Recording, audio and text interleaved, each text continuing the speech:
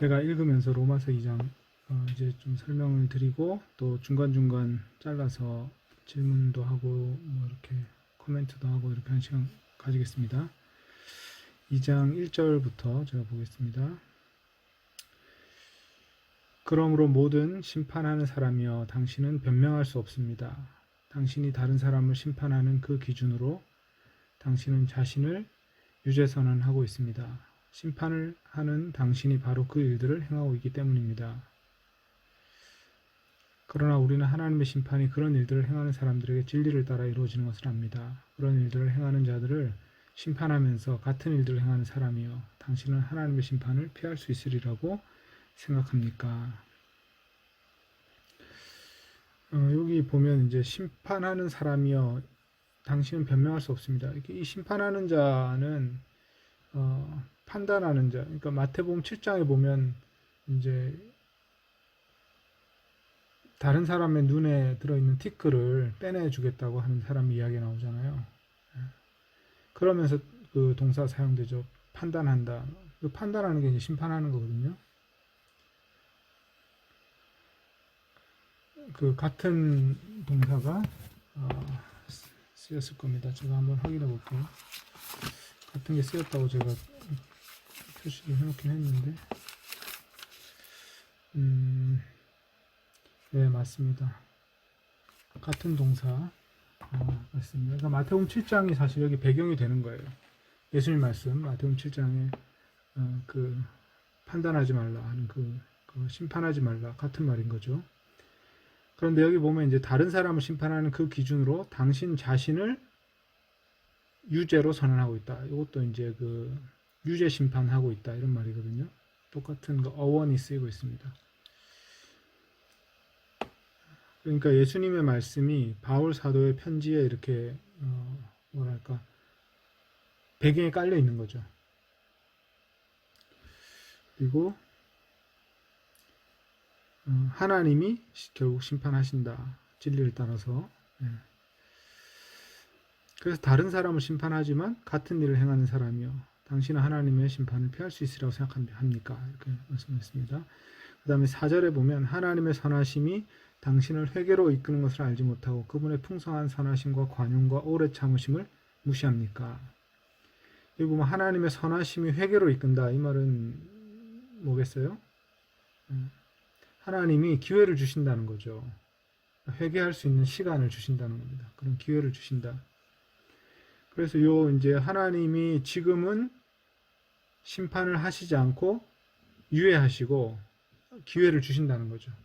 요 사상도 사도들이 다 공통적으로 생각했던 사상인데, 보세요. 베드로후서 3장 9절에서 9절 15절 한번 보겠습니다. 베드로후서 3장 9절 15절 보면요.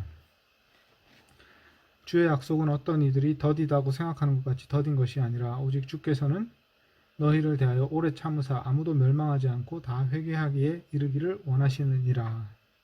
15절 보면 또 우리 주의 오래 참으심이 구원이 될 줄로 여기라. 우리가 사랑하는 형제 바울도 그 받은 지혜대로 너희에게 이같이 썼다. 그리고 바울이 이같이 썼다 이 말이 로마서를 말하는 건지 어떤 또 다른 편지를 말하는 건지는 알 수 없지만 같은 주제를 말하는 거죠. 그래서 베드로서 3장에도 똑같은 주제가 나오는 걸 보면 그 초대교회 사도들의 가르침 중에 중요한 부분이 뭐냐면 하나님이 세상을 심판하신다. 그런데 그 심판은 지금 당장 이루어지는 게 아니라 어떤 그 심판의 기간을 정하시고 지금은 회개할 기회를 주시는 때다. 이런 생각이 있었던 거예요. 그러니까 예수님이 부활하신 다음에 예수님 재림하실 요 기간은 뭐냐면 바로 복음이 전파되면서 사람들이 믿고 구원을 얻고 회개할 수 있는 기회를 주시는 시기인 거죠. 복음의 역사로 보면 바로 이제 지금 이 시기는 복음이 전파되는 시기고 모든 사람이 회개할 기회를 그리고 하나님의 나라의 초대를 받는 그런 기간입니다. 바로 그런 생각이 요 4절에 있는 겁니다. 그래서 하나님의 선하심이 당신을 회개로 이끈 것을 알지 못하고 그 풍성하신 선하심과 관용과 오래 참으심을 무시합니까? 자, 그래서 지금은 하나님의 선하심과 관용과 오래 참으심이 있는 때라는 거죠.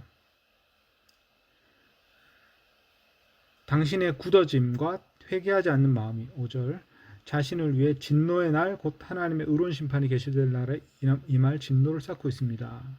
그분은 각 사람에게 그들의 행한 일들에 따라 갚아주실 것입니다. 행위에 따라 갚아주신다는 거죠. 자, 그래서 심판의 날은 올 텐데 그 심판의 날에는 어떤 일이 벌어지냐? 그 날은 진노의 날입니다. 그리고 하나님의 의로운 심판이 나타난 날입니다. 그리고 그때는 각 사람의 행위대로 하나님이 갚아주신다 이렇게 되어 있습니다. 그래서 지금은 하나님의 진노의 날이 아니에요. 지금은 하나님의 은혜와 관용의 날이에요. 복음이 전파되는 날이고 모든 죄인들에게 용서가 선포되는 날입니다. 지금은. 그런데 이제 그 하나님의 선하심과 관용과 오래 참으심을 무시하고 하나님의 하나님 마련하신 구원의 길인 예수님 무시하는 사람들은 진노의 날을 맞이하게 됩니다. 우리도 다 진노의 날을 맞이하게 되죠. 하나님의 의로운 심판이 계시될 날을 맞이하게 되죠. 그런데 그 날은 아직 오진 않았어요. 그래서 우리가 로마서 1장 그 해석할 때 얘기했지만 로마서 1장에 하나님의 진노에 대해서 얘기를 하지만 하나님의 진노는 로마서 1장에서는 소극적인 진노라고 그랬죠. 내버려 두시는 거, 넘겨주시는 거. 그러니까 하나님은 사실은 진노하시는 게 아니라 지금은 구원받을 기회를 주시는 선하심과 관용을 베풀고 있는 데라는 거죠. 이거를 이제 우리가 잘 이해를 해야 됩니다.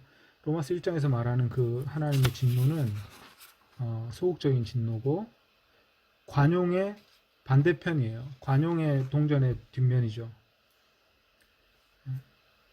그런데 이제 이 하나님의 선하심과 관용을 무시해서 사람들은 하나님께 돌아오지 않으니까 자기 스스로의 고귀함을 손상시키는 방식으로 살아가게 된다. 이게 이제 바울의 생각이거든요.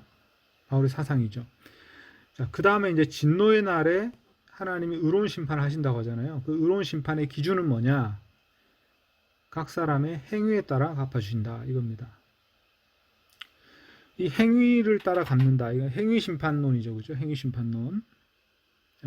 이 행위를 따라 심판하신다는 말은 성경에 여러 번 나와요.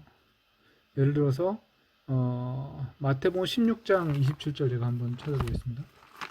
마태복음 16장 27절 보면 이거 뭐 너무 여러 번 나오는데 제가 한두 구절만 찾겠습니다.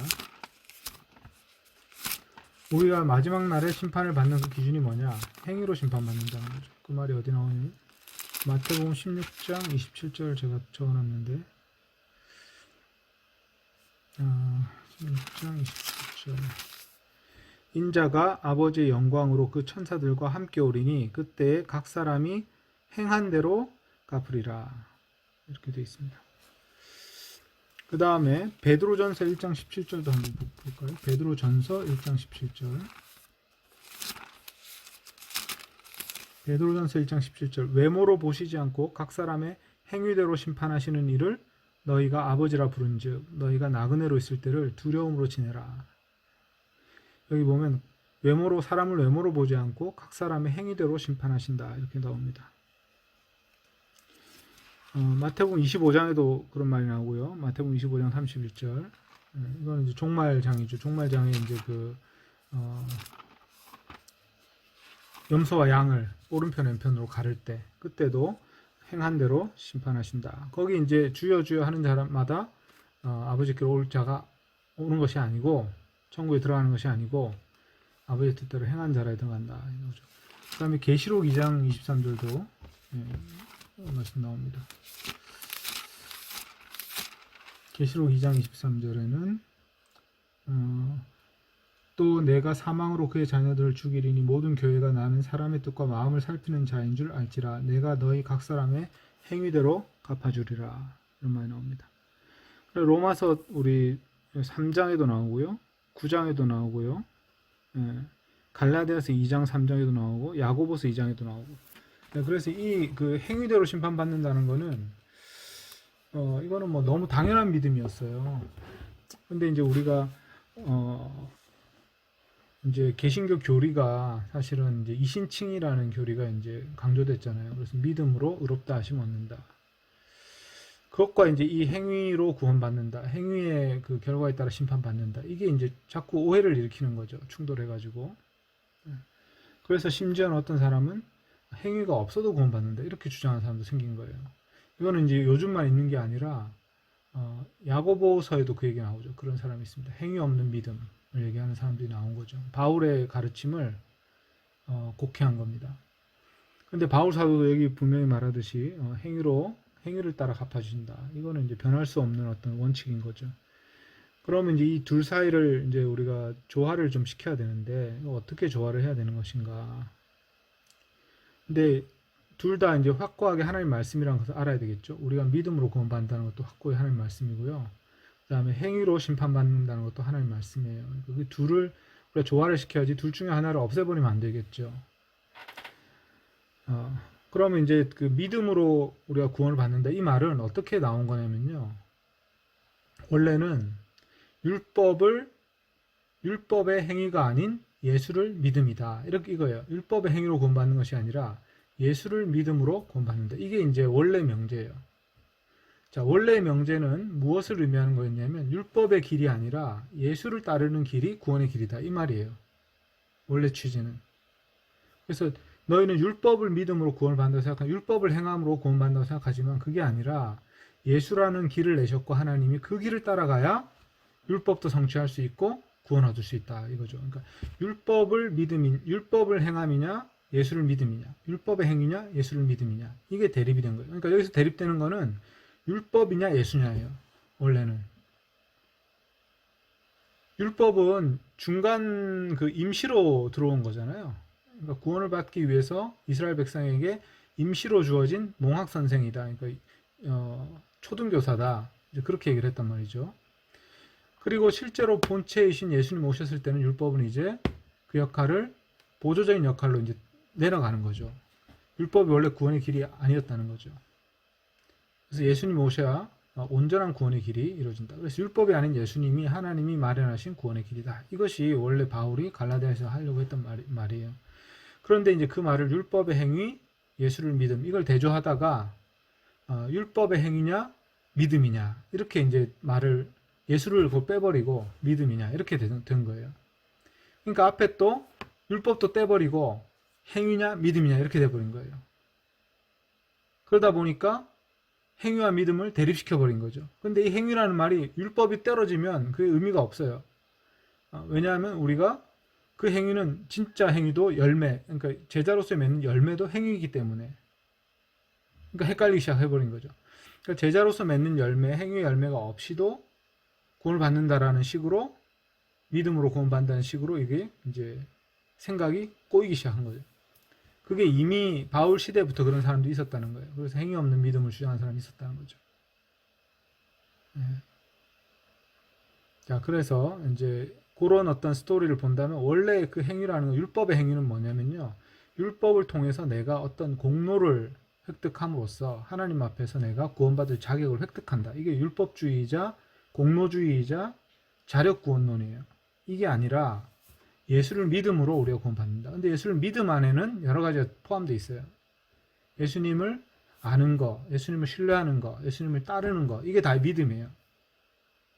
그럼 예수님을 따르는 행위가 있을 거 아니에요. 그 행위가 있어야만 구원을 받는다는 거죠. 한마디로. 열매를 맺어야만 구원을 받는다는 거죠.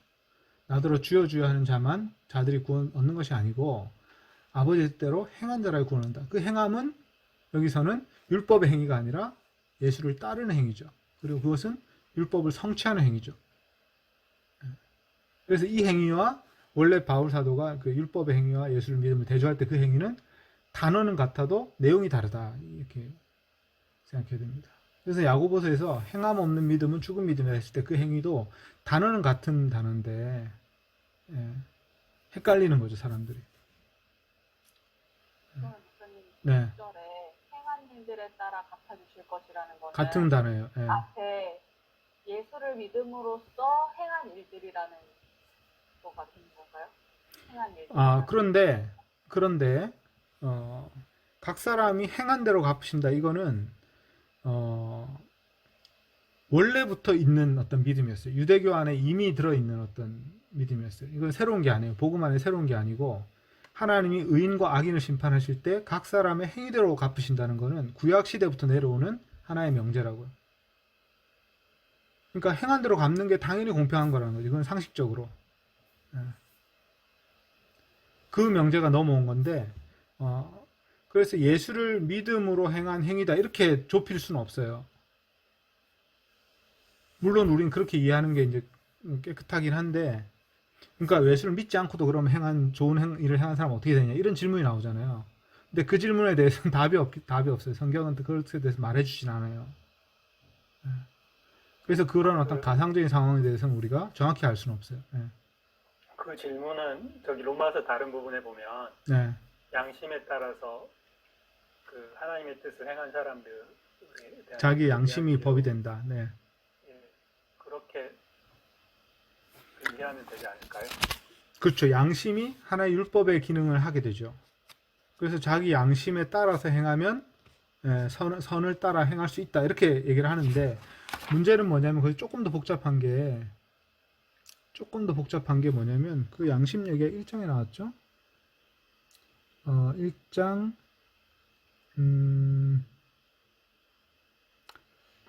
1장에 어디죠? 2장인가? 우리가 지금 보려고 하는 데인가? 2장 14절. 우리가 이제 오늘 보는 본문인데, 이방인들이 법을 가지지 않았을 때는 본성으로 율법의 일들을 행합니다. 그들은 율법을 가지지 않았지만 그들 자신이 스스로에게 율법이 됩니다. 이런 사람들은 그들의 마음속에 기록된 율법의 일을 나타냅니다. 즉 그들의 양심이 함께 증거하면서 그들 속에서 논리들이 고소하기도 하고 변화하기도 합니다. 그래서 양심이 어떤 율법과 비슷한 기능을 해서 그 사람이 어떤 그 선한 일이 무엇인지 깨닫게 된다. 이런 얘기를 해요. 근데 문제는 그것을 깨닫는다고 해도 선을 행할 능력이 있느냐? 이런 질문을 했을 때 능력이 있다고는 얘기를 안 해요. 왜냐하면 사람의 양심이 손상되어 있기 때문에 선한 일을 온전히 깨달을 수 없고 조금 깨닫는다고 해도 그것을 실천할 수 있는 의지적인 능력이 또 힘이 없을 수도 있어요. 왜냐하면 우리가 죄성의 영향을 받고 있기 때문에, 죄의 영향을 받고 있기 때문에, 예수 그리스도 안에 있지 않은 사람들은.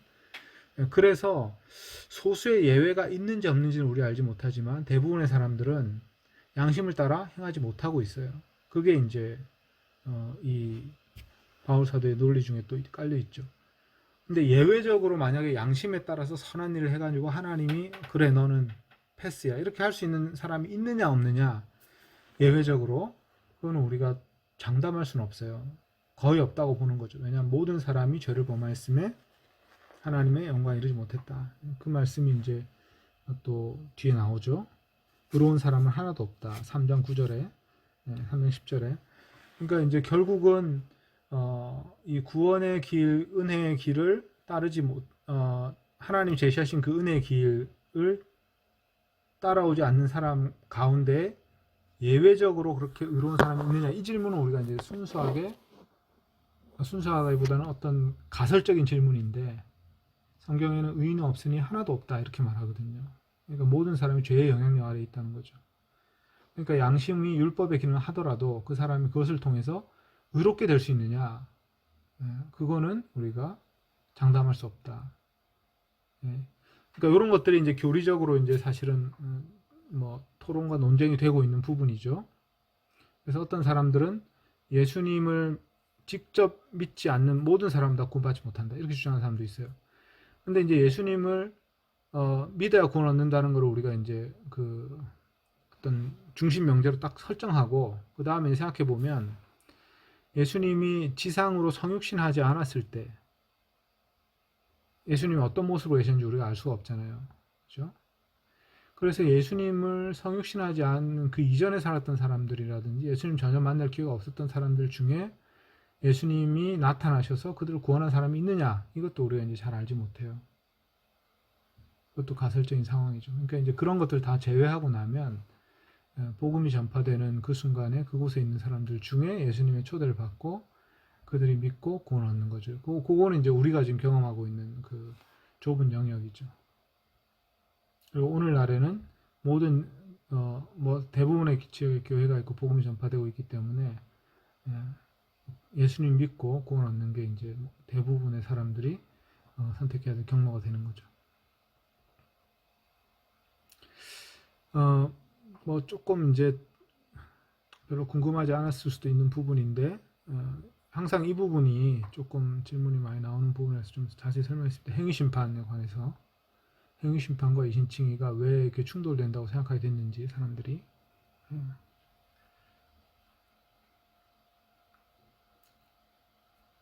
7절에 선한 일에 인내함을 따라 존귀함과 불멸을 추구한 사람들에게는 영원한 생명으로 갚아주시고요.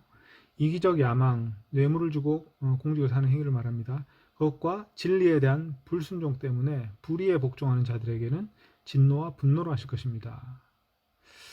자, 진리에 대한 불순종 때문에 불의에 복종한다. 진리라는 것은 사실 어떤 객관적 진리라기보다는 하나님이 드러내어 주신 어떤 진리, 복음의 길을 말하는 거죠. 구원의 길. 그거에 불복종하기 때문에 불의에 복종하게 된다. 이렇게 말해요. 그러니까 이 표현을 잘 보고 있으면 하나님이 은혜로 제시하신 길을 우리가 따르지 않으면 불의에 복종하게 된다는 거죠. 어쨌든 그래서 그렇게 불의에 복종하는 사람들에게는 진노와 분노로 갚아주신다.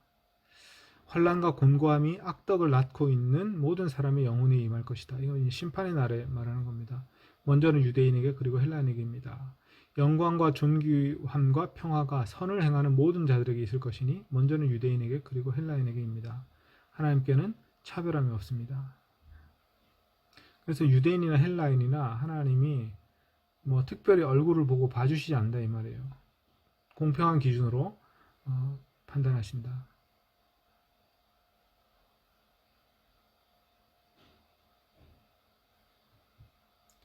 네, 뭐 여기까지 혹시 뭐 더 얘기할 부분 있는지? 그러니까 로마서를 간통하는 주제가 율법과 율법으로 인한 행위와 예수님을 믿는 믿음으로써 두 가지가 지금 로마서를 간통을 하는데 네, 그거에 대해서 이제 노정문 목사님께서 그 예수님의 관점을 그대로 일단 가지고 와서 그걸 이렇게 이해하는 관점을 제시를 하셨고 저도 이렇게 동의를 하는데 네, 그러니까 그런 거잖아요. 예수님께서 바리새인들 과거에 무엇을 너희는 이런 것을 행해야 된다. 이웃을 사랑해야 된다. 10계명들이 주어졌지만 사실은 그 계명은 외부적인 지침이고 우리 안에 있는 육은 본성상 그 계명하고 반대되기 때문에 사실은 내부적으로 그럴 힘이 없었던 거잖아요. 네, 그런데 예수님께서 우리에게 복음을 전해주셨고 그 복음은 과거의 율법 계명과 틀려서 우리가 예수님의 가르침을 믿고 이것이 진리이고 복음입니다. 내가 그것을 믿고 따랐을 때 과거와는 다르게 여기서 믿음이라는 건 단순히 개념상의 믿음이 아니라 사실은 예수님 가르침에 내가 동의하고 그 가르침을 행하는 그럼으로써 과거처럼 그냥 겉모양으로 따르는 게 아니라 내가 이렇게 다른 사람이 돼서 마음속에서 동의하고 내가 행하는 것이 어떻게 보면 나의 본성과 이렇게 다른 그런 새 사람이 되는 그 개념으로 이렇게 이해가 되거든요. 네, 네. 그렇다면 과거에 주어진 10계명 같은 계명과 예수님이 우리한테 주신 복음 간에 질적인 차이가 있다는 얘기잖아요. 네, 예수님께서 우리한테 주신 복음이라는 게 사실은 산상수훈을 핵심으로 하는 그런 가르침인데 네. 질문을 하게 돼요. 산상수훈의 가르침이 기존에 이렇게 주어지는 계명하고 질적으로 어떤 차이가 있냐? 네, 네. 왜 그것이 우리를 질적으로 아주 다른 사람으로 네, 만들 수 있는 힘이 거기 있느냐? 네, 그거에 대해서 한번 질문을 해봐야 될 것 같아요. 네. 그 중요한 포인트죠. 복음이라는 거는 우리가 또 한 가지 그 흐름 속에서 뭐가 있냐면 아브라함에게 주셨던 약속이 상취된 거죠. 그리고 그 약속이 이스라엘을 통해서 상취되는데 그 이스라엘의 역사 속에서 어떤 일이 벌어졌냐면 이스라엘이 계속 실패했잖아요. 그래서 예레미야가 내가 새로운 언약을 세우겠다. 예레미야를 통한 하나님의 예언이 뭐였냐면 내가 새로운 언약을 주겠다. 그 언약에서는 내가 너희의 마음을 새롭게 하겠다. 이렇게 하셨어요. 새 마음을 주겠다. 이렇게 했어요. 그다음에 그 새 언약이 또 조금 더 발전된 게 에스겔인데 에스겔에서의 예언은 또 어떻게 나오냐면 내가 너희 마음을 깨끗이 씻고 새로운 영을 부어주겠다 이렇게 얘기를 하세요. 그리고 세례 요한이 와서 바로 그 물로 씻는 에스겔의 그 예언 그것을 세례를 통해서 행하죠. 그러니까 세례 요한 같은 그 세례는 그 이전에는 없었어요. 이스라엘 역사 속에 세례라는 게 없었다고. 목욕은 있었지만 세례는 없었다고. 그 세례가 바로 에스겔의 그 예언을 성취한 에스겔 36장의 예언을 성취한 새 언약의 세례였어요. 그리고 예수님을 통해서 이제 무엇이 주어지냐면 성령이 오시는 거죠. 예수님의 십자가 부활 사역을 통해서. 그래서 새 마음을 주시겠다, 새 영을 부어주시겠다. 이것이 새로운 언약의 핵심인데 그것은 예수님을 믿는 사람들에게 부어지는 건데 이 믿는다는 거는 예수님 안에서는 예수님을 요한복음이 뭐라고 표현하냐면 그분을 살을 먹고 피를 마신다 이렇게 얘기를 하세요. 예수님과 연합을 말하는 거죠. 그리고 예수님을 믿는 것은 예수님의 제자가 되고 예수님과 연합하는 것이고 그분과 연합되었을 때 세례 자체도 이제 우리 로마서에 나오겠지만 예수님과 연합하는 거예요. 죽음으로써 예수님 안으로 들어가는 거거든요. 그래서 예수님과 연합된 사람들이 이제는 성령을 받음으로써 이 성령님에 의해서 내면이 새롭게 되는 거죠. 이 거듭난 새 생명이 주어져요. 이 거듭난 새 생명을 받을 때라야 이제 그 다음에 하나님이 주신 그 율법을 주신 원래 그 뜻을 온전히 성취할 수 있어요. 사실 이 십계명과 이 산상수훈은 똑같은 내용입니다.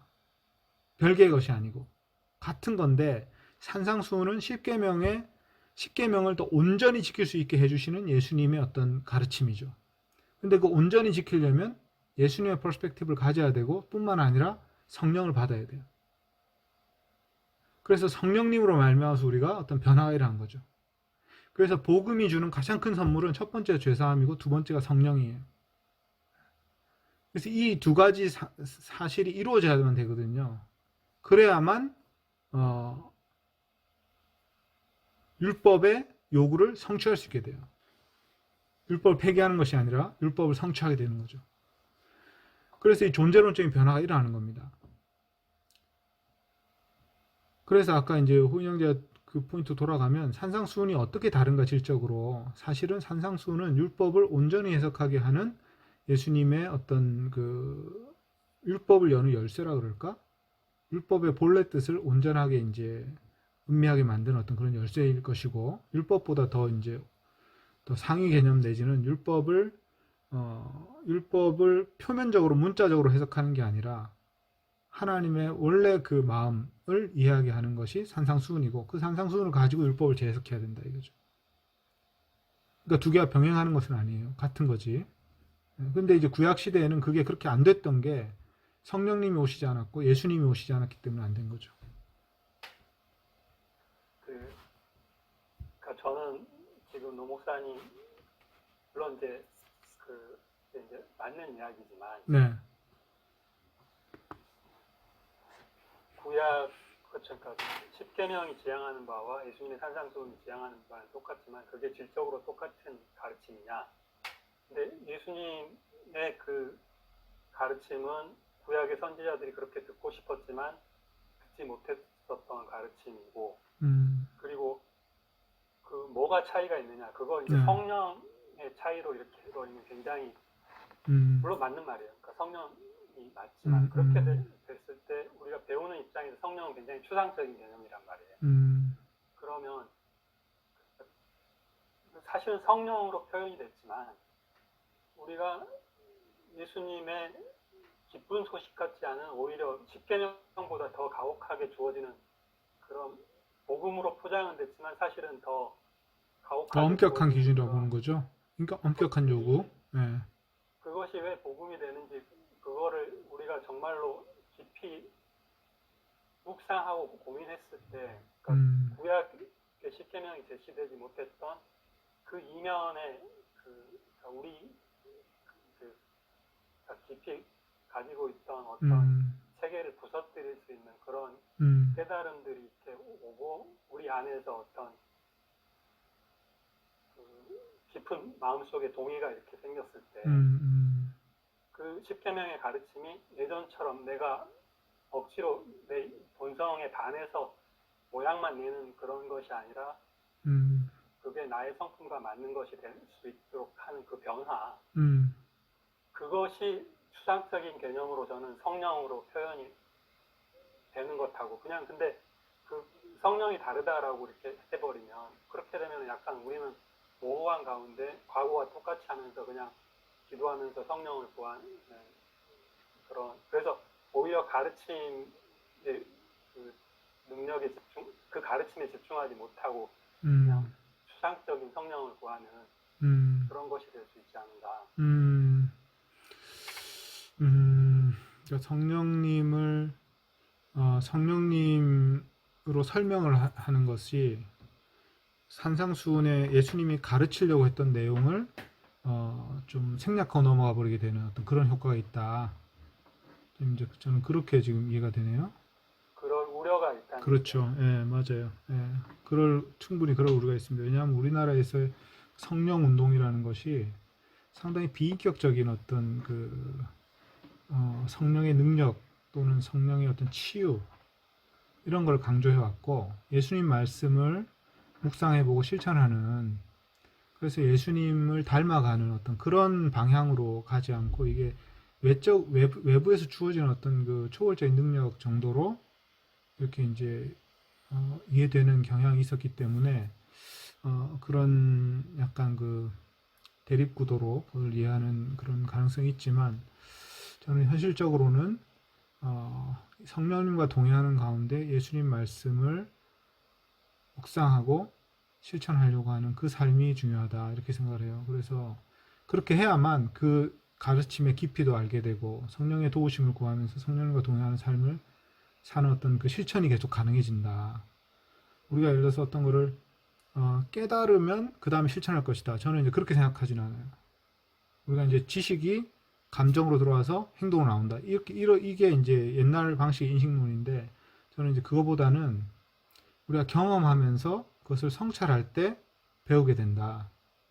경험한다는 건 우리 몸으로 이제 뭔가를 해보면서, 그리고 다시 실패도 하면서 다시 돌아볼 때 성찰하면서 깨닫게 되고, 깨닫게 되는 게 참된 지식이 되는, 경험적 지식이 되는 거죠. 그래서 그게 이제 어떤 학습의 방법에 있어서 우리가 이제 지적인 깨달음보다는 경험적인 어떤 그 깨달음, 그거를 얻기 위해서는 성령님과 동행하는 게 참 필요한데, 요거는 굉장히 인격적이고 기도를 통해서 하나님의 임재를 계속 경험하는 것이에요. 그게 이제 조금 지금 호인 형제가 말하는 포인트랑 제가 말하는 포인트가 조금씩 이렇게 각도가 다른 부분이 아마 그 부분이 아닌가 생각이 드는데. 예. 다른 것은 아니라고 생각하고, 저도 이제 그 성령의 깨달음을 이렇게 얘기할 때 행함이나 이런 것이 없이 그냥 지적인 깊은 묵상에만 의존하는 것은 아니라고 생각을 하고, 그렇죠. 다만 그런 말씀들을 내 마음속에 담아두고 묵상도 하지만 말씀하신 대로 일상생활에서 그 겪고 갈등 상황 가운데서 그 말씀들을 경험해내면서 그걸 내가 품고 있으면, 그러니까 묵상뿐만 아니라 경험과 실천 이런 것들이 동반되면서 그것이 내 바깥에 있는 문자가 아니라 내 안에서 그 이해가 되는 것, 그것이 결국은 성령으로 표현되는 것이 아닐까, 그렇게 생각은 하거든요. 아마 거의 똑같은 거를 다른 방향에서 조금 얘기하는 것일 뿐이라고 생각 들고, 같은 실체를, 그렇습니다.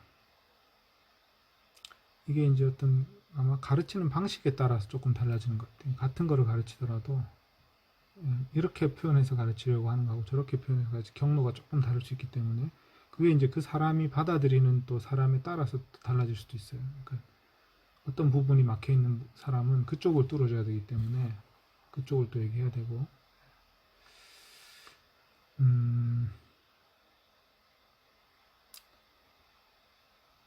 그래서 지금 뭐 중요한 주제를 좀 다뤘는데, 여기서 이제 중요한 것은 남을 심판하는 사람이 자기의 그 상태를 제대로 깨닫지 못한다, 이런 거거든요. 그래서 예수님이 마태복음 7장 그 1절에서 5절에서 하신 것처럼 다른 사람의 눈에 들보를 지적하는 눈에 티끌을 지적하는 사람이 자기 눈에 들보를 깨닫지 못한다. 그것처럼 유대인들이 예를 들면 유대인들이 헬라인들의 삶을 보면서 이방인들의 삶을 보면서 저거는 무슨 죄고 저거는 무슨 죄고 저거는 무슨 죄고 이렇게 다 지적을 한다는 거죠. 그러나 그렇게 심판하는 자가 사실은 자기를 유죄선을 하는 것이다. 이렇게 말씀하고 계십니다. 그게 이제 어떤 주된 흐름이었죠. 그 다음에 그 사이사이 등장했던 게 행위심판론하고 또 그 다음에 이제 진노의 날이 언제냐. 진노의 날은 미래에 있는 거예요. 현재는 진노의 날이 아닙니다. 하나님의 관용과 오래 참으심과 은혜가 나타나는 날입니다. 그래서 지금은 하나님의 은혜의 때다. 그게 이제 중요한 또 하나 필요한 거죠. 네, 그 다음에 12절은 보세요. 12절부터 15절까지는요. 이 삽입한 부분이에요. 삽입인데 이런 삽입이 왜 생기는가 제가 지난번에 말씀드렸는데 편지를 쓰다 보면 중요한 부분을 따로따로 쓰기 때문에 그 순서대로 그거를 이제 조각을 맞춰 넣게 되거든요. 마지막에 파피루스 옮길 때는. 그래서 이제 각 돌판에다가 그러니까 태블릿에다가 부분 부분 써가지고 구술을 받아가지고 그 다음에 그걸 고치고 그 돌판을 서로 이렇게 순서대로 이렇게 배열을 한 다음에 집어넣는 거예요. 근데 이제 바울 사도가 영광과 존귀함과 평화와 선을 행하는 모든 사람들에게 있을 것이니 먼저는 유대인에게 그리고 헬라인에게입니다. 하나님께는 차별함이 없습니다. 이렇게 해놓고 이제 헬라인과 유대인의 그 차이를 조금 더 설명해야 되겠다 생각을 한 거예요. 근데 그 부분은 다른 돌판에 있었던 거죠, 말하자면. 그래가지고 12절부터 15절까지가 그 내용이고요. 16절에 보면 하나님이 사람들의 감추어진 일들을 심판하실 날에는 차별함이 없습니다. 이는 예수 그리스도를 통해 받은 나의 복음에 따른 말입니다. 이렇게 돼 있잖아요. 16절에 차별함이 없습니다가 사실은 16절에 붙어 있어야 말이 되는데 11절에 있는 거예요. 차별함이 없습니다. 그리고 16절에는 그 말이 없어요. 하나님이 사람들 감추어진 일들을 심판하시는 날에는 하고 말이 없어요. 그래서 이제 이거를 이제 그 BDF라는 그 책이 이제 표준적인 그 문법 책인데요. 바우어 댕커 F가 사람 이름인데 이 세 사람이 그러니까 할아버지가 있고 그 다음에 아버지가 있고 손자가 있고 이 세 명의 가족이 아니라 이제 학자로서 그 세 사람의 그 작품인 문법책이 있어요. BDF라고 줄여서 그 사람들 이름을 줄여갖고 펑크, 바우어 댕커 펑크 이 세 사람이 이제 지은 그 문법책이 있는데 헬라어 문법책 중에서 가장 권위 있는 책이죠. 근데 이 사람들이 이제 그렇게 설명을 해요. 그래서 이제 그걸 따라서 12절부터 15절까지는 삽입 부분이다. 11절에서 16절로 넘어가는 게 자연스러워요. 그런데 그 뜻을 일종의 각주처럼 그 사이에 집어넣었어요. 그래서 요거를 이제 그냥 읽으면 헬라어로 그냥 읽으면 좀 이해가 안 되는데 이제 이렇게 이제 순서를 생각해서 읽으면 이해가 된다. 이제 그 얘기입니다. 그래서 12절부터 15절 이제 보면요. 율법 없이 죄를 지은 자는 율법 없이 멸망할 것이요. 율법 안에서 죄를 지은 자는 율법을 통해 심판을 받을 것입니다. 하나님 앞에서는 율법을 듣는 자들이 아니라 율법을 행하는 자들이 의롭다함을 받을 것입니다. 이방인들이 법을 가지지 않았을 때는 본성으로 율법의 일들을 행합니다. 그들은 율법을 가지지 않았지만 그들 자신이 스스로에게 율법이 됩니다. 이런 사람들은 그들의 마음속에 기록된 율법의 일을 나타냅니다. 즉 그들의 양심이 함께 증거하면서 그들 속에서 논리들이 고소하기도 하고 변화하기도 합니다.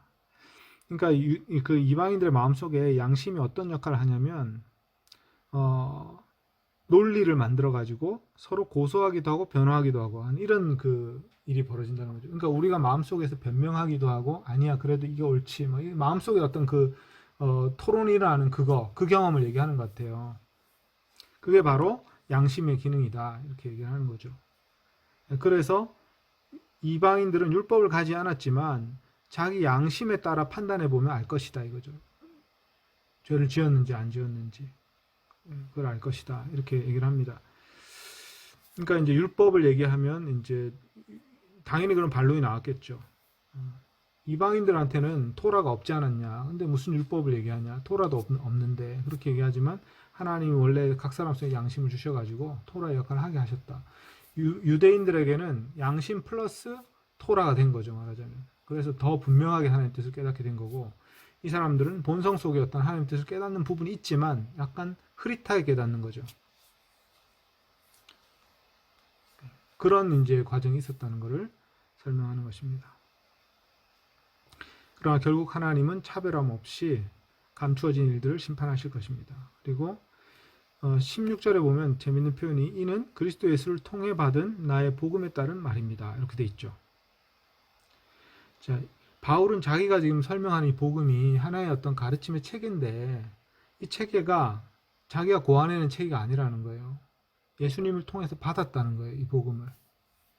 대단한 주장이죠. 근데 이게 어디에 또 나오냐면 갈라디아서 1장에 또 나옵니다. 여기 갈라디아서 1장에 한번 보시면 1장 11절, 12절.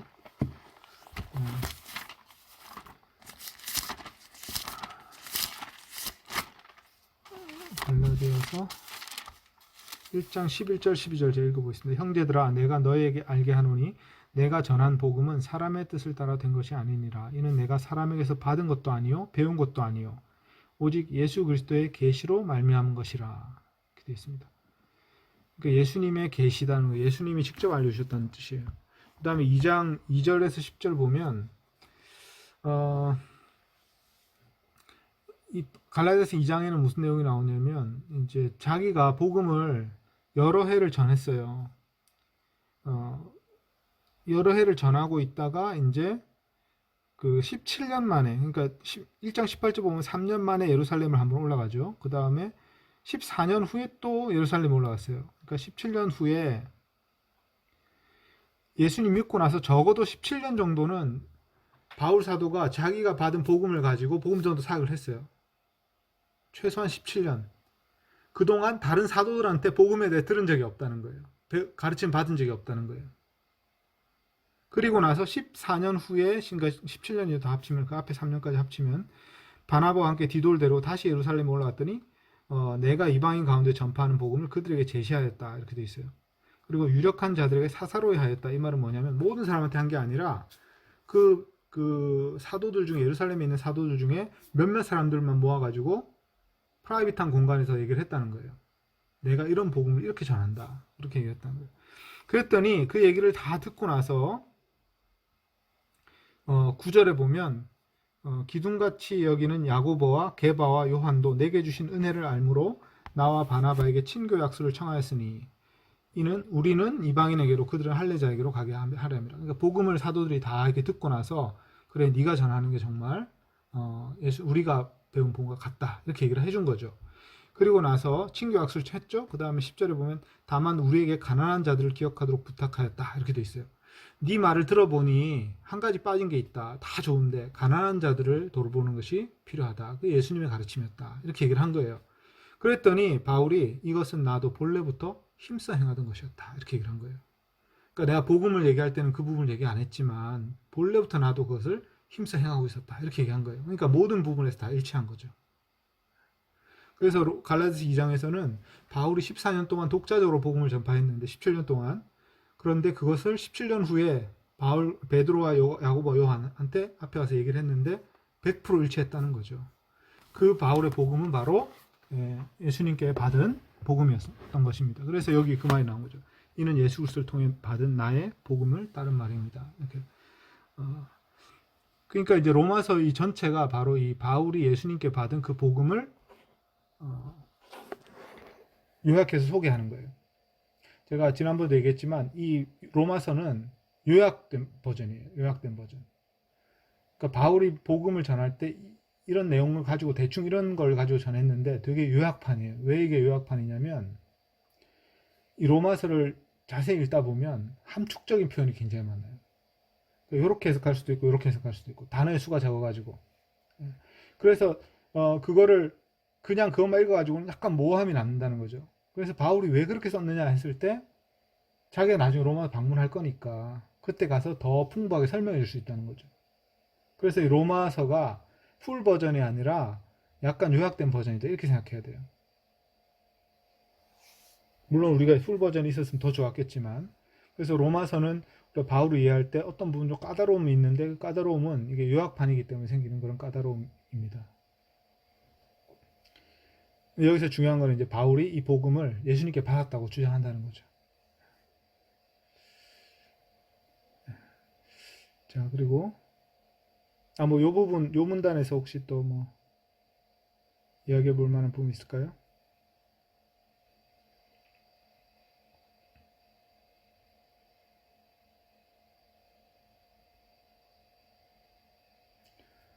네, 17절부터 보겠습니다. 그러나 당신이 스스로를 유대인이라 부르고 율법으로부터 위안을 얻으며 하나님을 자랑하고 그분의 뜻을 알고 율법 내용으로부터 가르침 받아 정말로 중요한 것들을 판단하고 있으며 자신을 맹인의 인도자, 어둠 가운데 있는 이들의 빛, 여기 번역이 빠졌는데 어둠 가운데 있는 이들의 빛, 그 다음에 어리석은 자들의 교사, 어린 자들의 선생, 율법 안에 있는 지식과 진리의 형상을 소유한 자로 믿고 있다면 당신은 다른 사람을 가르치면서도 자신을 가르치지 않습니까? 자, 여기는 이제 유대인들을 대상으로 하는 거죠. 율법을 위안을 얻고 하나님을 자랑하고 그분의 뜻을 알고 율법 내용부터 가르침 받는 거. 그래서 어떤 지식을 가지고 판단할 수 있는 사람. 그리고 스스로 자기를 교사라고 생각하는 사람. 자, 이건 유대인들을 말하는데요. 1절에서는 심판하는 자들 얘기했잖아요. 2장 1절. 이 심판자들은 조금 더 이방인들 중에 지식인들까지 포함하는 개념이에요. 이방 지식인들, 철학자들, 그런 사람들까지 포함하는 개념이고요. 그 다음에 여기 이제 17절은 이제 유대인들 중에 이방인들을 깔보는 사람들, 자기들이 어떤 독특한 지위와 특권이 있다고 생각하는 사람들을 얘기하는 거죠. 그래서 유대인들이 이방인들보다 도덕적으로 우월하다고 생각했어요. 그래서 그런 어떤 그 자만심이 있었죠. 유대인이라는 어떤, 그게 자부심이라고 볼 수도 있지만 또 한편은 자만심도 있었어요. 그래서 그 유대인들이 가진 자부심 또는 자만심을 지적하는 겁니다. 그렇게 얘기한 다음에 21절에 당신은 다른 사람은 가르치면서도 자신을 가르치지는 않습니까? 도둑질을 하라고 하지 말라고 선포하면서 당신은 도둑질을 합니까? 간음하지 말라고 하면서 당신은 간음을 행합니까? 우상들을 혐오하는 사람이 신전 물건을 약탈합니까? 훔친다는 말이죠.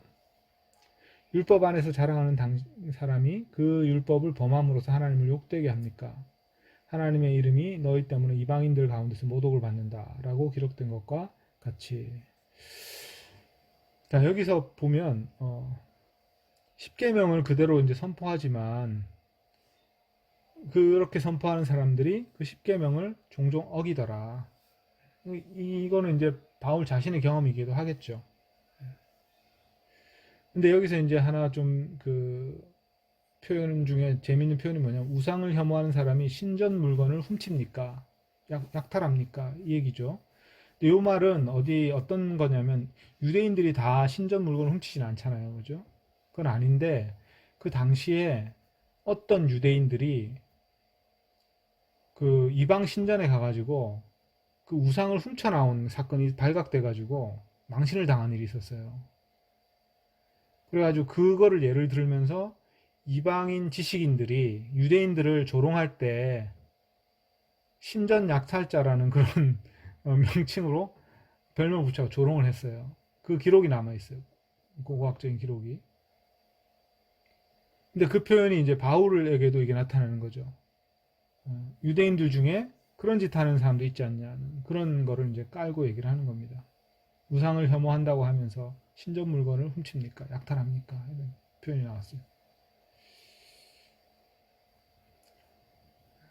그래서 율법 안에서 자랑하는 당신이 그 율법을 범함으로써 하나님을 욕되게 합니다. 율법을 자랑해도 그것이 소용이 없다.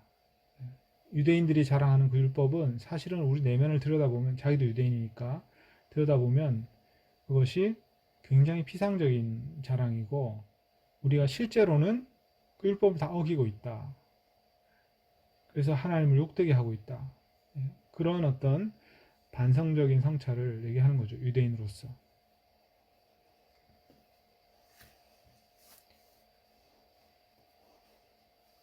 그리고 이제 25절 마지막 문단까지 하고 얘기를 하겠습니다. 할례는 물론 의미가 있습니다. 유익이 있습니다. 당신이 만일 율법을 행한다면 말입니다. 그러나 당신이 율법을 범하는 자가 된다면 당신의 할례는 무할례가 되어버립니다.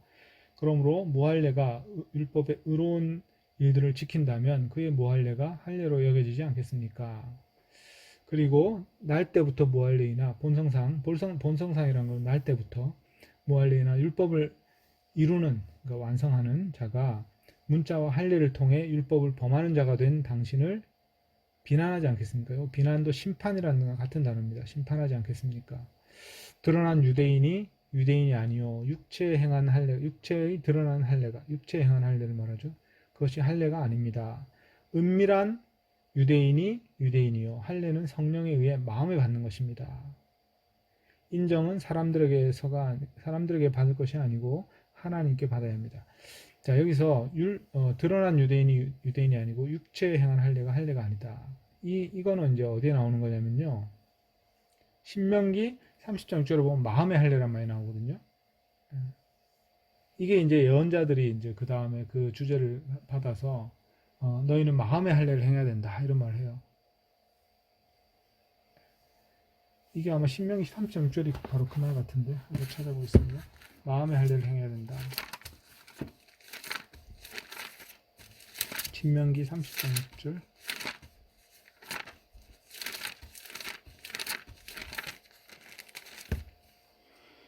내 하나님 여호와께서 내 마음과 내 자손의 마음에 할례를 베푸사 내게 마음을 다하여 뜻을 다하여 내 하나님 여호와를 사랑하게 하사 내게 생명을 얻게 하실 것이다. 이렇게 나와요.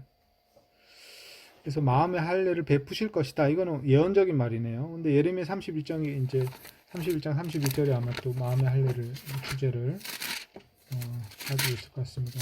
31장 31절에서 34절.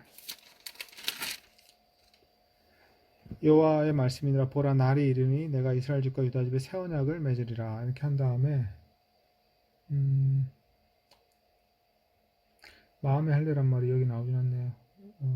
그들의 마음에 내 율법을 기록하리라 이렇게 되어 있고요. 마음의 할례가 또 어디 나오나? 마음의 할례 받지 못한 자, 이거는 이제 신약에 나오는 표현인 것 같고, 예.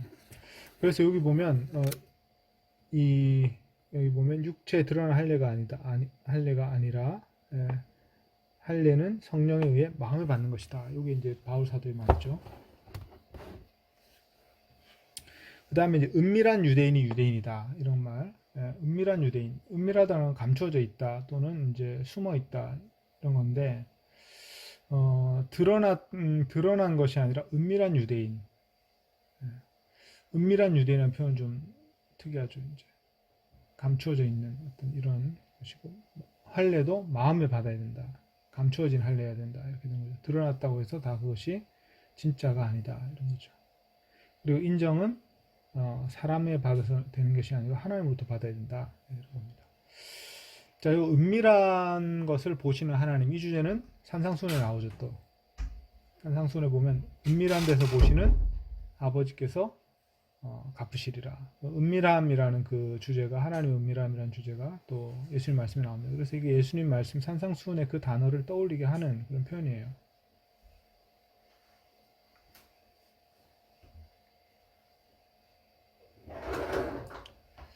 네, 그러면 요 이제 17절부터 여기 끝까지 요 부분에서 우리 좀 뭐 얘기할 게 있는지 한번 살펴보고 같이 얘기를 좀 해보죠. 그러니까 주된 목적은 이 본문을 이제 잘 이해하는 겁니다. 이해하는데 뭔가 좀 이해가 잘 안 되는 부분 있으면 얘기를 하시면 돼요.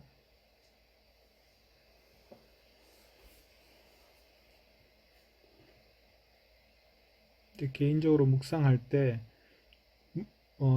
문장의 뜻이 이해가 안 되면 안 되잖아요, 그죠?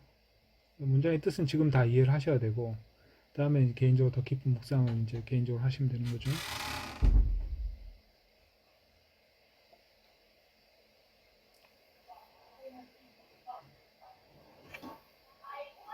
그 17절부터 이렇게 쭉 보면 이제 율법 유대인들 그 율법에 대해서 잘 알고 있는 사람인데 그 도둑질을 하느냐, 간음을 행하느냐, 뭐 이런 표현이 있잖아요. 네.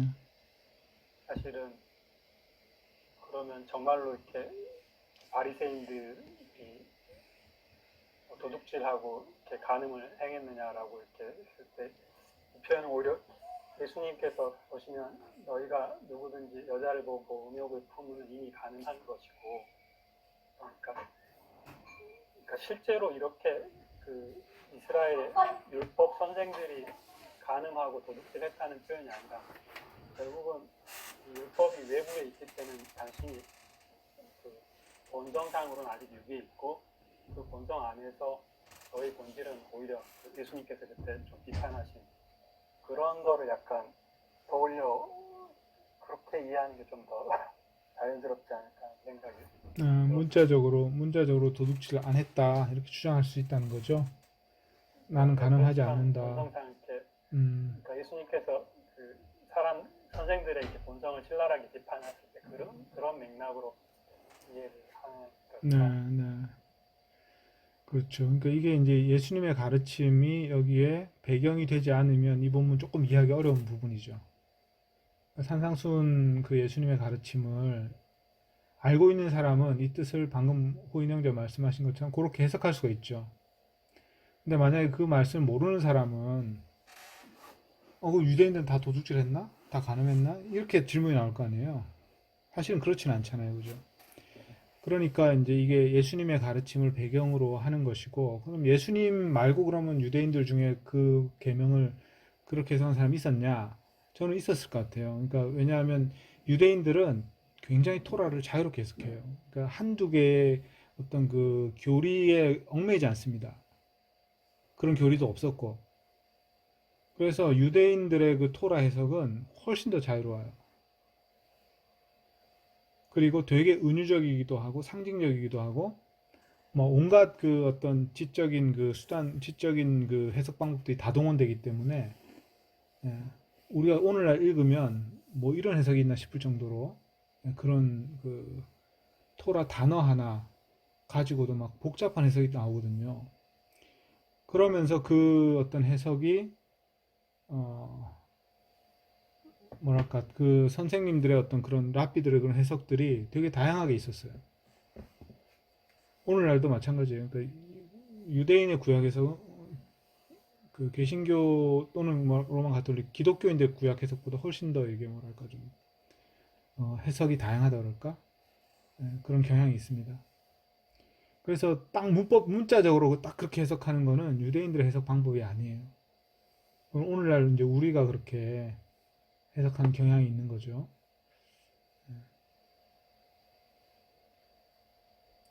그래서 그 부분에 대한 이제 제 말은 뭐냐면 유대인들도 설득되었을 수 있다. 그런데 이제 크리스천들은 예수님 말씀을 더 잘 알기 때문에 이걸 보면 딱 그게 떠올랐을 거다. 이렇게 보는 거죠. 이렇게 16절에 보면 네. 그러니까 이는 그리스도 예수를 통해 받은 나의 복음에 따른 말입니다라는 표현이 있잖아요. 네. 그래서 좀 그런 질문입니다. 그러니까 사도 바울이 예수님께 직접 그 받은 나의 복음이라고 했을 때 그 나의 복음이 뭘까? 네.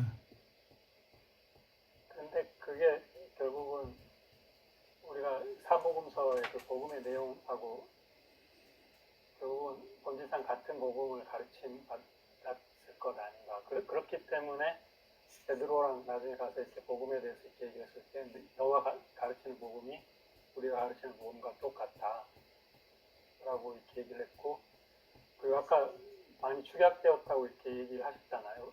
내용이. 네. 그러니까 여기서 복음이라고 로마서에서 복음이라고 얘기를 하지만 정작 그 복음의 디테일에 대해서는 그 얘기를 하지 않은 것은 그 당시에 이미 초대교회 성도들이 사복음서를 가지고 있었기 때문에 여기서 복음이라고 하는 것은 그 공통적으로 갖고 있는 그 복음서에 대한 기반이 있었기 때문에 굳이 여기서 다 풀어쓰지 않았다고 이렇게 봐야 되지 않을까. 이제 복음이 무엇이냐, 그 당시에 그들이 전했던 복음이 무엇이냐, 이 문제를 이제 우리가 복음서가 복음이었냐, 그건 아니에요. 복음서는 복음서 자체는 복음이라기보다는 예수님에 대한 사도들의 가르침을, 그러니까 사도들이 계속 예수님에 대해 가르쳤겠죠. 그 가르침은 예수님에 대한 기억들이겠죠. 예, 그것들을 모아놓은 거죠. 편집해 놓은 거죠. 그게 이제 마가가 이제 쓴 복음, 마가복음이라는 게 복음이라는 이름이 붙어 있지만 그대로 설교하진 않았다고요. 실제로 이제 복음을 어떻게 설교했느냐를 보면 사도행전의 모델이 나와요. 사도행전에 이제 사도들이 한 설교를 누가가 요약해 놓은 버전들이 나오죠. 거기 보면 이 사도들은 구약 성경을 되게 많이 인용하기도 하고, 그래서 예수님의 가르침 자체를 복음으로 이렇게 얘기하기보다는 구약 성경이 성취되었다, 예수님을 통해서.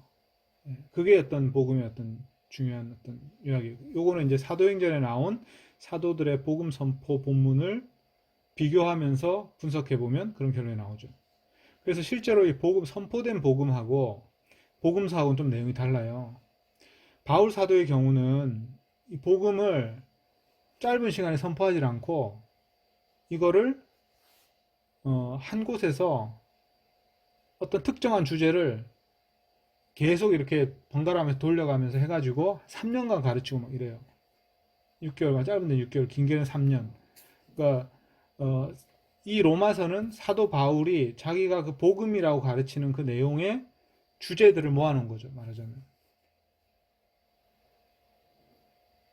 그래서 어떤 복음이라는 게 어떤 컨텐츠가 딱 정해져 있는 건 아니었다는 거죠. 근데 사도 바울의 경우는 컨텐츠를 어느 정도 이렇게 정해놓고 있었어요. 이게 이제 로마서죠. 로마서로 나타나는 사도 바울이 이제 이거를 요약을 해서 썼기 때문에 이렇게 남아있게 된 거죠. 근데 다른 사도들은 그렇게 써놓은 게 없으니까 실제로는 사도들이 어떻게 가르치고 어떻게 했는지 우리가 알 수가 없어요. 근데 그 내용들을 누군가가 거기에 나온 내용들 중에 유익한 것들 또는 이제 보존해야 될 것들을 누군가 기록했겠죠. 그 기록한 것들을 모아가지고 복음서라는 책으로 편찬한 게 베드로의 제자 마가죠. 마가는 바울과도 친했고, 그게 최초의 복음서 된 거예요. 그러니까 예수님의 생애와 말씀을 담아 놓으려고 했죠. 그 큰 스토리에는 이제 예수님의 지상 생애가 있고, 그 뒤에 이제 십자가 부활 이야기가 있고, 그렇게 이제 된 거죠.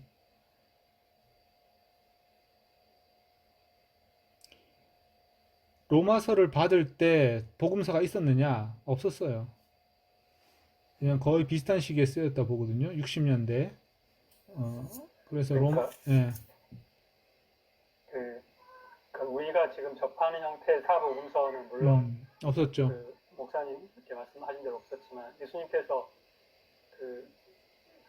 승천하시면서 제자들 보고 내가 너희한테 가르친 것들을 가르쳐서 지키게 하라. 전하라고 하셨을 때 그 지금의 복음서 형태는 아니지만 결국 제자들이 예수님께 배운 가르침 중에서 자기들이 정말 핵심이 된 것들은 초대교회에서 이미 이렇게 공유가 되고 있었고 맞아요. 예. 결국 그 내용이 아니었을까. 그렇죠. 예, 그래서 우리가 복음서하고 이 로마서를 잘 비교해 보면 어휘가 비슷한 게 많이 나오는데 그거는 서로 관련이 있다는 얘기예요. 우리가 오늘도 지금 몇 개 봤잖아요, 그죠? 예수님 말씀을 바울이 직접 인용하지는 않지만 복음서에 이미 알려진, 그러니까 복음서에 기록된 것은 이미 알려져 있는 상식이었던 거죠. 크리스찬 원무치에서는. 예를 들어서 비판하지 마라, 뭐 남의 눈에 티끌 빼려 하지 마라, 이런 말들, 그런 것들을 이제 다 알고 있다고 치고 이제 이거 쓴 거죠. 알고 있다고 친다기보다는 당연히 알 거라고 생각한 거죠.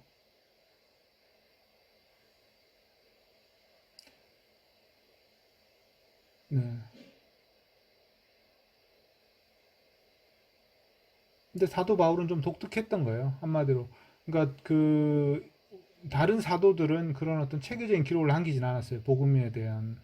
근데 바울 사도는 이제 그런 걸 남겼고 우리가 이제 그걸 가지게 됐고, 다행스럽게도.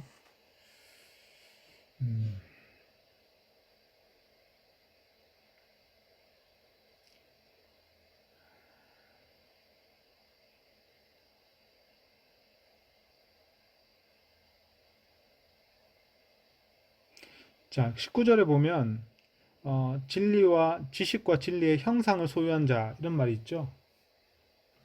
이 형상이라는 말은 요즘 우리가 그런 걸 안 쓰지만 어떤 그 어떤 이 어휘가 이제 독특한 어휘인데 이런 거예요. 그러니까 원형이 되는 어떤 모범, 그러니까 진리와 지식과 진리의 형상을 소유했다 이 말은 진리와 지식이라는 어떤 실체가 구체적인 모습이 있다면 그 모습을 딱 닮은 어떤 모형, 그런 걸 말하는 겁니다.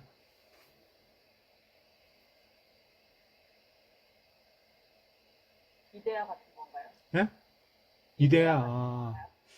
이데아랑 비슷한 그런 거겠죠. 근데 이제 여기서는 어떤 실체, 그렇죠. 이데아도 우리가 이제 보통 그 형상과 뭐 그런 용어를 썼죠, 그죠? 이데아에 대해서도.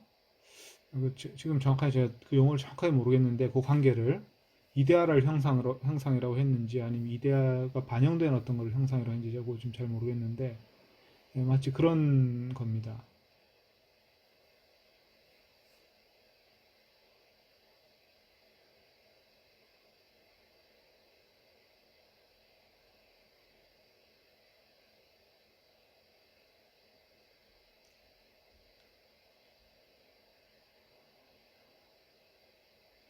그러니까 실체와 비슷한 말인 것 같아요. 실체 또는 어떤 그 아주 모범이 되는 샘플 뭐 이런 그런 거랑 비슷한 말인 것 같습니다. 이 형상이란 말이.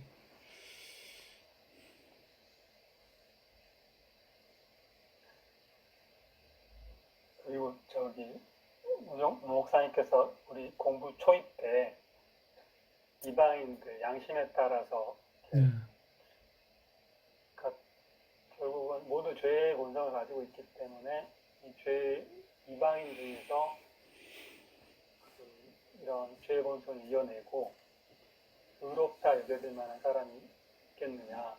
그런 면에서 사실은 그런 예외적인 케이스가 얼마나 있겠느냐. 그래서 좀 설명하기 어려운 부분이 있다라고 이렇게 말씀하셨잖아요. 근데 우리가 자꾸 심판을 자꾸 천국과 지옥, 구원받는 자와 구원받지 못한 이렇게 이분법으로 이렇게 이해를 하는데 물론 이제 그런 표현들이 있지만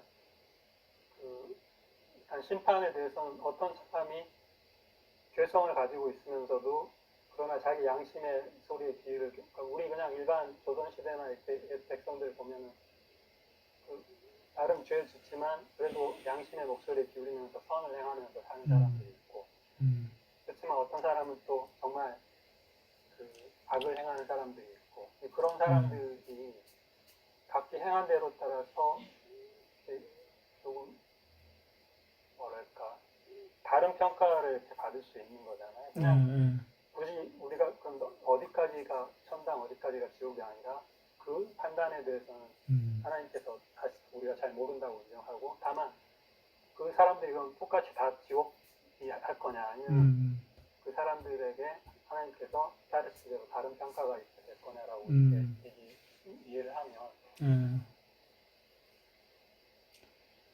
그 부분이 진짜 좀 어려운 부분이에요. 그러니까 또 다른 곳에 보면 어쨌든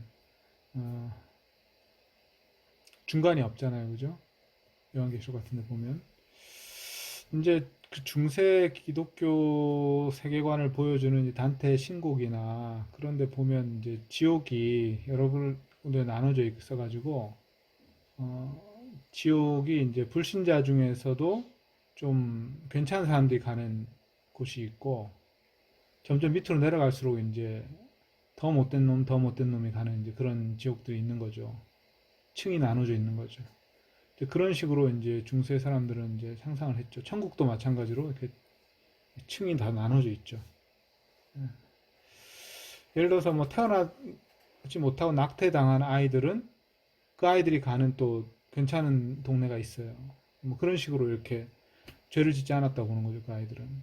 그렇게 이제 그 사람들이 이제 생각 속에서 단테가 그 한 건지 그 당시에 일반적인 건지 모르겠지만 그런 어떤 계층을 나눠놨는데 개신교 시대부터는 그런 계층을 인정하지 않게 됐어요. 신교 개혁 종교개혁자들은 이제 그렇게 하면 천국과 지옥 둘로 나뉜다고 보였죠. 이제 그리고 연옥 개념도 이제 그래서 없어져 버렸던 거죠. 연옥이라는 거는 죄를 지었는데 죄를 지으면 죄 고백을 하면 죄가 사함을 받아요. 그런데 그 죄에 대한 어떤 죄가 사함을 받았지만 또 보상을 해야 되는데 보상을 못한 경우에 그 보상을 못한 만큼 불로 깨끗하게 되어야 된다는 거죠. 그래서 완전한 정화가 안 됐기 때문에 그 보상 못한 부분에 대해서는 정화를 시킨다. 이렇게 정화하는 곳이 연옥이에요. 그러니까 연옥은 이제 크리스찬들 중에 죄를 지었는데 완전히 깨끗하게 되지 않은 사람들이 연옥에 간다. 이렇게 된 거죠.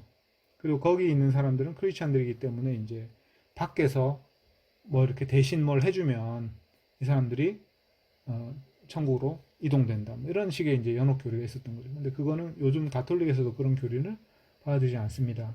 연옥 교리는 가톨릭에서도 없어졌어요.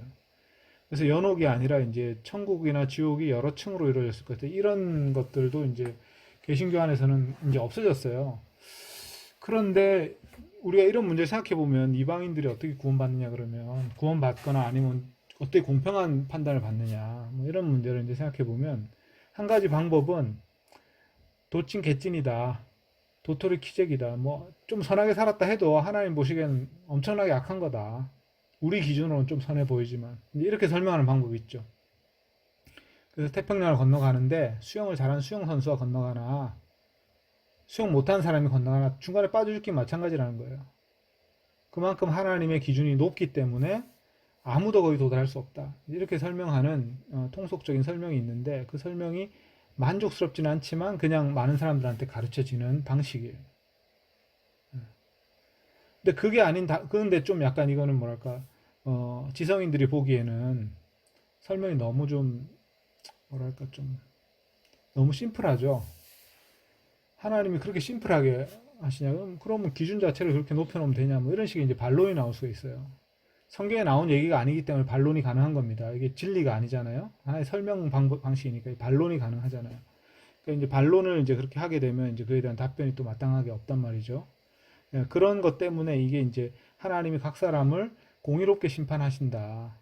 각 사람의 행한 대로 심판을 공의롭게 심판하는데 이 말을 우리가 너무 지나치게 세부적으로 해석하기보다는 우리가 어떻게 하실지 모르지만 결국 공평하게 심판하실 것이다. 이렇게 이제 그냥 받아들여야 될 것 같다는 생각이 들어요. 세부적인 방식은 우리가 알지 못하지만 그래서 모든 부분에서 하나님이 공평하게 판단하시면 우리는 그걸 받아들일 수밖에 없겠죠. 우리가 그거는 공평하지 않습니다. 이렇게 뭐 제안하기가 좀 어려울 겁니다.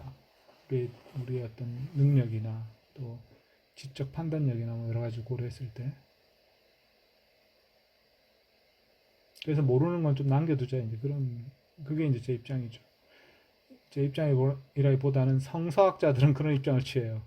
그러니까 성서학은 성경 본문 이상 넘어가서 너무 많이 생각하지 말자 이런 거거든요. 그 당시 사람들이 이 본문을 가지고 무슨 생각을 했을 것이냐 이 질문에 초점 맞추죠. 그리고 그걸 이제 개인적으로 묵상하면서 네가 무슨 생각하든 그거는 네 자유다. 본문의 뜻은 이렇다. 근데 그걸 가지고 네가 묵상하다가 어떤 생각을 하든 그거는 교리는 아니고 진리는 아니다. 하나의 해석이다. 그 해석이 어떤 상대성이 있는 거다. 오류가 있을 수도 있고.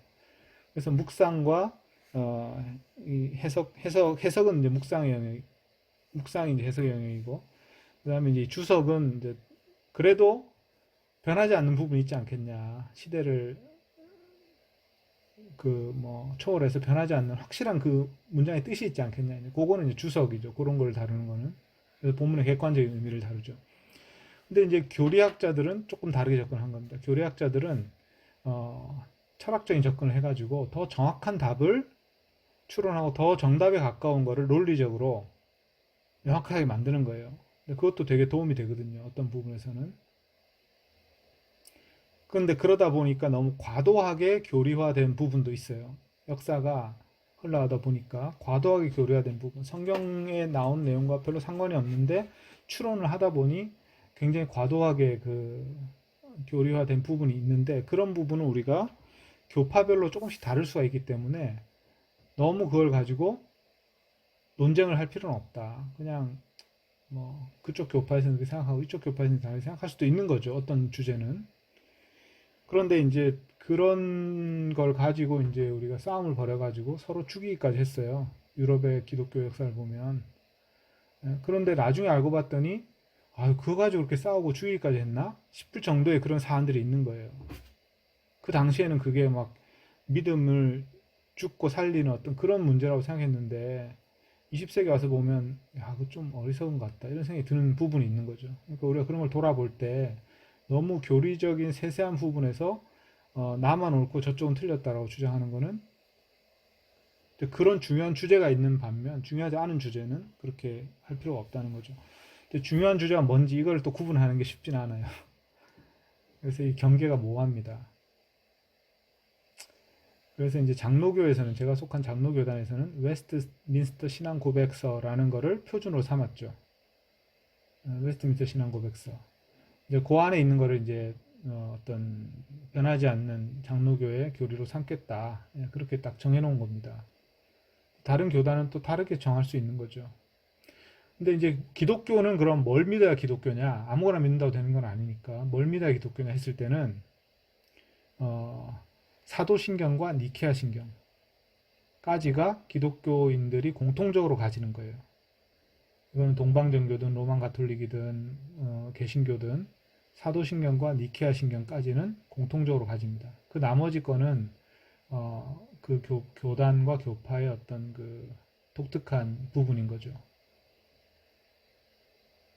그 사도신경, 니케아 신경은 뭐예요? 그러니까 사도신경 우리 다 아는 거, 니케아 신경은 삼위일체론이거든요. 예수님의 신성과 인성, 그 다음에 삼위일체 하나님의 관계, 그 성부, 성자, 성령의 하나님 되심, 그리고 하나 되심. 그거를 이제 받아들이면 기독교 정통 교리 안에 들어있는 거예요. 그걸 받아들이면 이단이 아닌 거죠. 그걸 안 받아들이면 이단이 되는 거고. 예를 들어서 여호와의 증인 같은 경우는 이제 예수님의 신성을 믿지 않는 거고. 그러면 이제 이단이죠, 이단.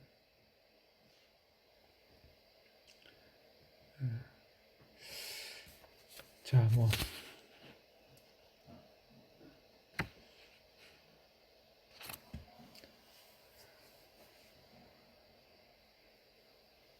또 혹시 뭐 이 부분에서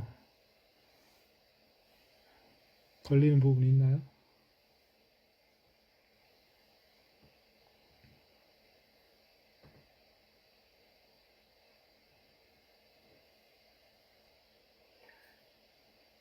로마서 읽을 때 조금 좀 뭐지 재미있을 만한 부분이 결국 아까 그 이 복음이라는 얘기가 나왔을 때 로마서에서 그 사도 바울이 예수님이 가르치신 복음서의 핵심 내용을 여기서 다시 풀어서 쓰고 있느냐 네. 아니면 이 로마서 안에서 그 복음은 상당히 은하, 믿음 이런 내용으로 약간 퉁쳐서 이렇게 얘기를 하면서 오히려 우리가 이런 복음을 가지고 있기 때문에 가져야 되는 소망 그리고 이방인과 유대인 간의 차별이 없음 그리고 이런 복음을 갖고 있기 때문에 교회 내에서 이렇게 있는 분쟁들에 대해서 어떤 것들을 이렇게 가져야 되는 그리고 우리가 장래에 어떤 소망을 가질 수 있는지 이런 내용들이 있는지 아니면 복음의 적용이냐, 복음 정말로 자체냐. 로마서에서 예수님께서 가르치신 복음의 핵심 내용이 다시 상세하게 이렇게 조금 풀어지느냐 그거를 좀 한번 이렇게 관점을 살펴보는 갖고 거. 이렇게 네. 읽어보면 재미있을 것 같아요. 네, 네, 좋은 방법입니다. 자연스럽게 둘 다 포함되긴 하는데 이렇게 오히려 질문을 해볼 수 있을 것 같아요. 그러니까 복음이라고 바울 사도 가르치는 부분하고 복음의 어떤 그 복음에서 이렇게 뿜어져 나오는 어떤 의미 내지는 복음의 어떤 그 복음의 적용 내지는 복음을 가지고 살았을 때 어떤 모습의 삶이 나오는 거 이런 것들을 조금 구분해 가면서 읽어보면 좋을 것 같네요. 근데 이제 크게 사실은 8장하고 9장이 상당히 많이 달라지긴 해요. 아니 9장이 아니라 12장부터 달라지죠. 12장. 저도 로마서 읽어본 지가 음. 오래됐는데 예전에 봤을 때는 그런 다시 리프레이즈하는 것은 아니라는 느낌. 복음서 예수님 가르침 리프레이즈 하는 건 아니다. 그런 느낌이었는데요. 한번 음. 다시 이렇게 또 읽게 되었으니까 한번 다시 네네네. 한번 네, 살펴. 좋습니다. 네. 근데 대부분은 리프레이즈 한다고 보진 않아요, 학자들이. 그런데, 그 에코라 그럴까? 에코를 느껴보는 건 되게 도움이 돼요. 그러니까 틀림없이 그런 게 있단 말이죠. 울림이 남는 그런 부분이 있어요. 그래서 제가 그런 부분은 이제 공부하면서 계속 짚어드릴 텐데, 그게 그거를 풀어서 쓰려고 한 거, 그런 의도라기보다는 자연스럽게 흘러나온 것일 가능성이 많은데, 근데 그런 거를 우리가 캐치하면서 읽으면 정말 재밌어요.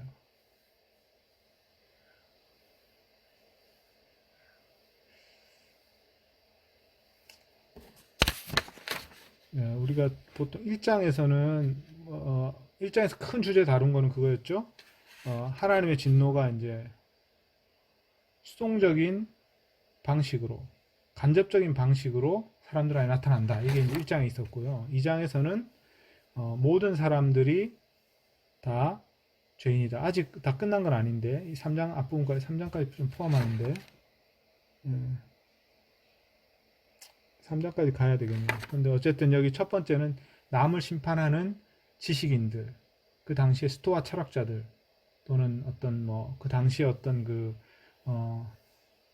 사회 지도자들 이런 사람들을 이제 염두에 두고 앞부분 얘기했고 뒷부분에서는 이제 유대인들 중에 랍비들 내지는 성경에 대해서 어떤 그 성경을 가르치는 자들, 회당의 교사들 이런 사람들 염두에 두고 있죠. 그래서 그 사람들도 우리가 하나님의 말씀, 율법으로 비춰봐도 하나님을 욕되게 할 뿐이다.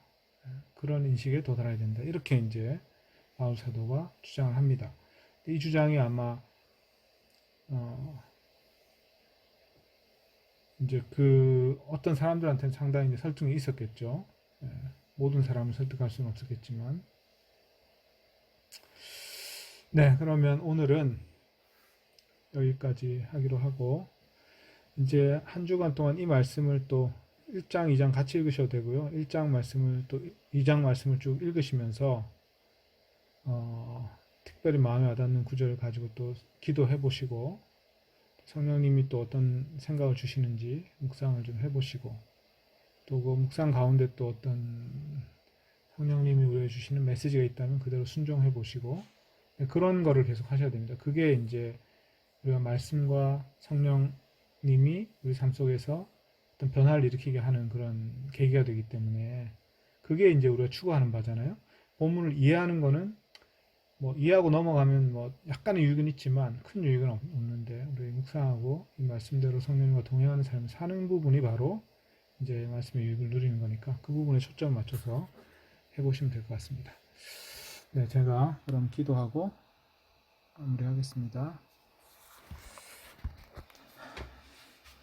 하나님 아버지, 오늘 또 사도 바울의 이 로마서 2장을 함께 읽었습니다. 저희가 이 말씀을 잘 이해할 수 있게 해주시고 또 개인적으로 묵상할 때 이 말씀 속에서 하나님의 뜻을 더 깊이 깨달아갈 수 있게 하여 주십시오.